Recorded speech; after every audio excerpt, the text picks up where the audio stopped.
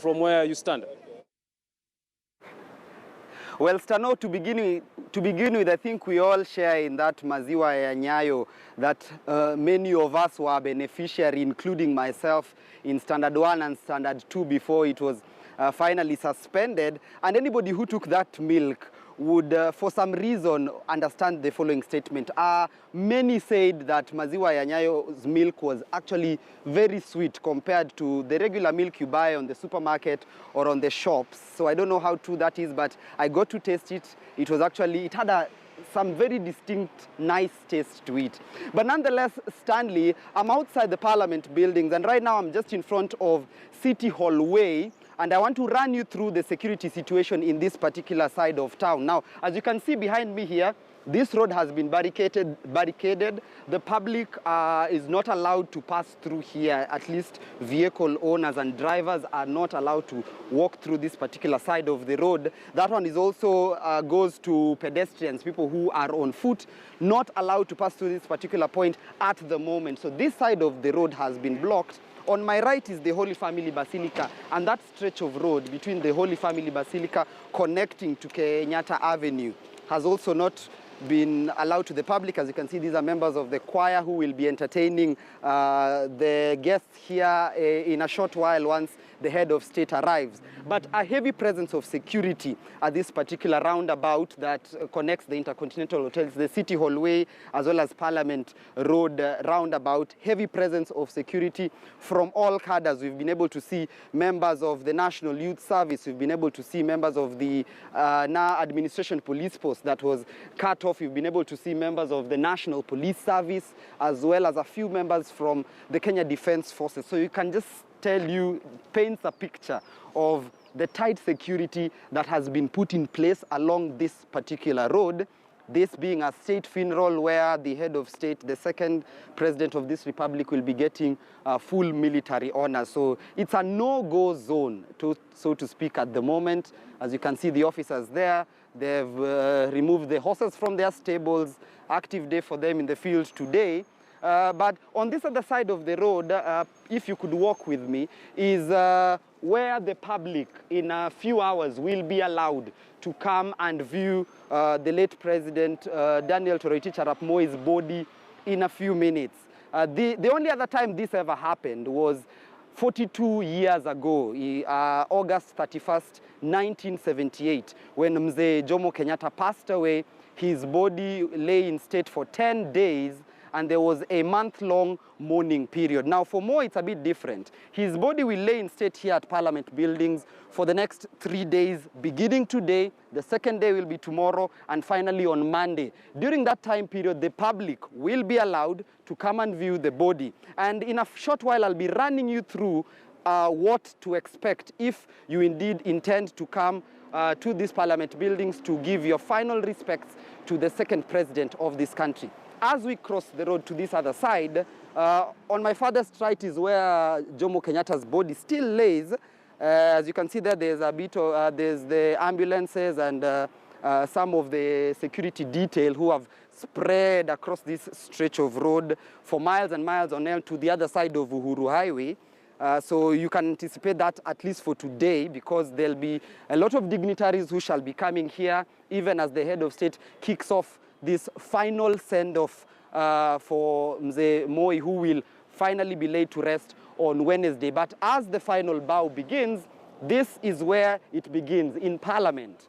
Now, as we walk through this particular side, as you can see there, the tent in front of you is where will be the first security point. A key point to note is that the public will be allowed to access this place in two different locations. On my left is the road that leads to Uhuru Highway. So the members of the public will be lining up from that side of Uhuru Highway, coming in as they curve to this side. And on my right is the City Hallway. Another group will be allowed to come through City Hallway, line up along that stretch of road to this particular checkpoint. Now, this is the first of two checkpoints that will be in place. As you can see, members of the National Youth Service here, Parliament security, as well as a few members from the National Police Service. This is where the public will be divided into two.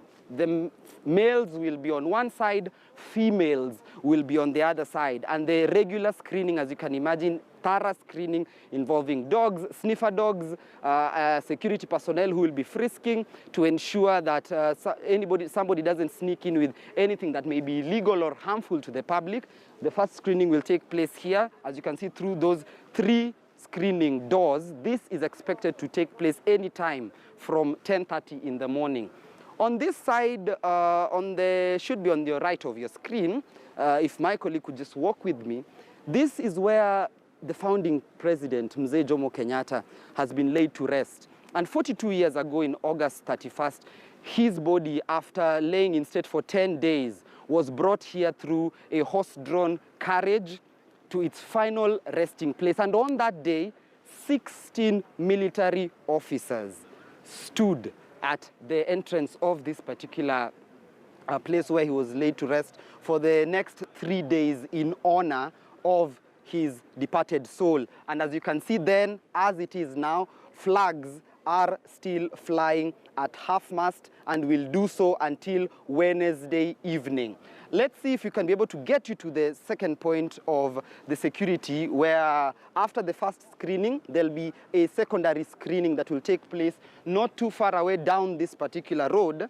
So you'll be able to meet with these individuals in a short while if you intend to come and view the body of the late president. They shall be welcoming you. As you can see, female officer there to help the females, and male officers who will be able to help the males who want to come visit this particular area. So after the first screening, you shall pass through those 3 security doors and walk down this particular road to the second screening, which we will be heading to in a short while, about 50 meters away. This will be taking place for the next 3 days, and the security officers here have said that they are guaranteeing that the process will be safe, it will be smooth, it will not have a lot of disruptions as far as they will be able to control the situation at that particular moment. So we will be able to walk through this pathway on the right.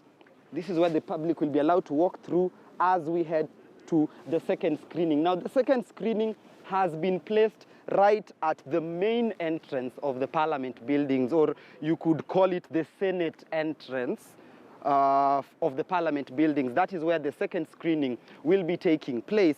From that point, the public will be allowed into the building slowly and as smoothly as possible to help in this particular viewing of the body. As you can see, military police are here, a heavy presence of them, and many individuals making phone calls on this other side as they anticipate the head of state who will be coming here, as well as the deputy president. Remember also, this occasion will be graced by both speakers of the National Assembly, as well as the over 400 members of parliament, including those from the National Assembly, as well as those from the Senate and governors as well. So the second screening point is just in front of us on this other end. As at now, the roads remain clear because it has not yet been opened to the public. According to the schedule, it's supposed to be open to the public at 10:30.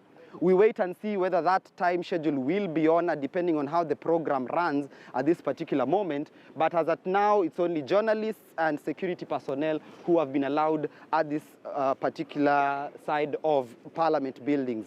Now, as we walk to this side, the second screening point, as you can see ahead of you, there's a colleague of ours there who are doing their job quite well. Heavy presence of the media, this being a historic moment, only the second time in history that there has been a state funeral that has military honors. Remember, there have been state funerals before, but aside from the one of Mzee Jomo Kenyatta, the rest have not had military honors. We had a state funeral in 2003 for the late Kijana Wamalwa, who was then Vice President of the Republic of Kenya. His was a state funeral, but without military honors. We also had a second state funeral in 2011, if I'm not wrong, for the late Nobel Peace Prize laureate Wangari Maathai. Hers was a state funeral in 2011, did not have military honors.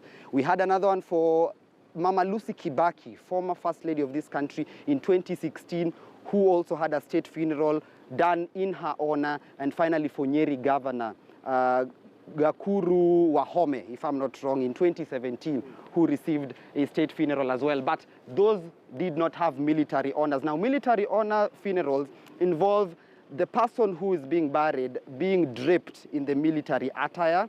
At this particular moment, it's assumed the late president has been draped in the full military regalia in his casket. His casket has been wrapped with the Kenyan flag, and the gun carriage that will be drawing, that you saw earlier on in the morning, I beg your pardon, drawing that casket from the Lee Funeral Home to this particular building, had the coat of arms embedded on it.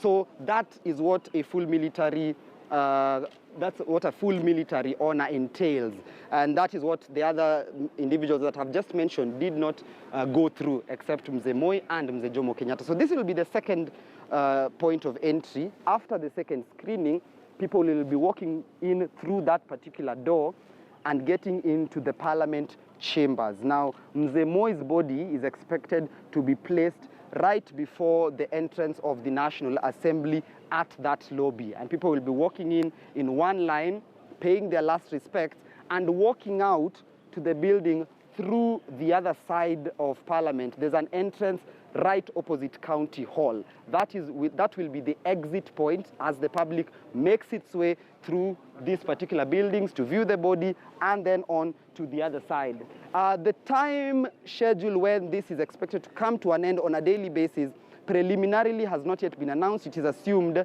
the public will be allowed to view the body perhaps up to around the time of 4:30 p.m. or 5 p.m. in the evening, subject to confirmation. I cannot authoritatively say that, but that's when it will be anticipated that it will come to an end at that particular point. So as at now, that's what the entire process will entail. It should take roughly about 10 minutes from the point of arriving here to the point of exit to the other side of the building. Roughly 10 minutes for every individual who will be trying to make their way to give their last respects to the longest serving president of our republic. But even as we await for that time, 10:30 hopefully, if not later on in the afternoon, and for the next 3 days, we wait and see as we try and get what the president will be able to say. But right now, I want to hand over to my colleague, Patrick Amimo. There you go. Those are members of the military band who will be entertaining guests here. Just off the screen is PS for Education Belio Kipsang, who's arriving here. As you can imagine, dignitaries from all walks of life will be coming here, both foreign diplomats as well as local leaders who will be paying their last respects. But at this moment, I want to hand over to my colleague, Patrick Amimo, veteran politician who knows a thing or two about the late Mzee Moi, covered him in his time